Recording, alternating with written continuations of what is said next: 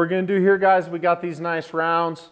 We're going to kind of prep these up. Our decision on this hind quarter was going to be for primarily jerky, meat jerky, from full muscle rather than piped out of the guns.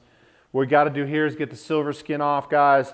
Just like filleting a fish, if you just slide it right up underneath and angle it kind of up and cut against that like it's the fish's skin, it comes off perfect and you're not leaving a whole bunch of meat on there.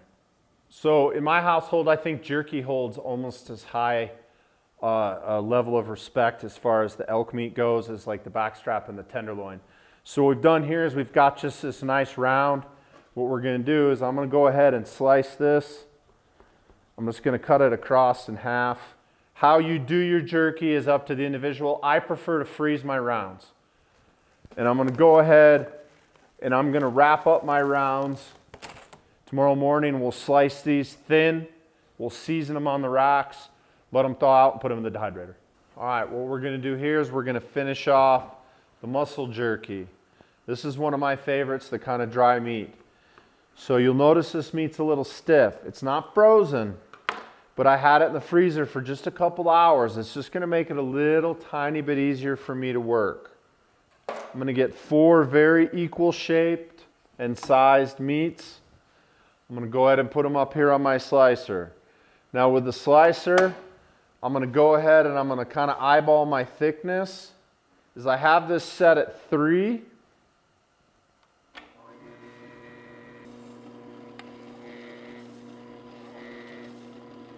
So what I've got here is number 3 is nice, thin, almost translucent. It might be a little thin. So I'm going to jump it up to a 4. Oh yeah, there we go. That's money. It's a little translucent, but not quite as see-through as the 3. So we've got our first tray here. So what I'm going to do is I'm just going to kind of shake the dry seasoning over it. This is a real nice fine one.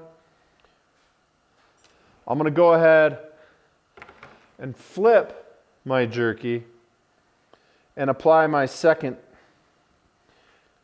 Now, I personally like to let this one sit. This is one that I will happily put in the refrigerator. I have the luxury of a giant walk-in cooler. So I will take this meat and I will stack it all up like this, wrap it in saran wrap, and put it in the walk-in cooler overnight. Dry meat is my favorite. It is absolutely my favorite luxury when I'm hunting.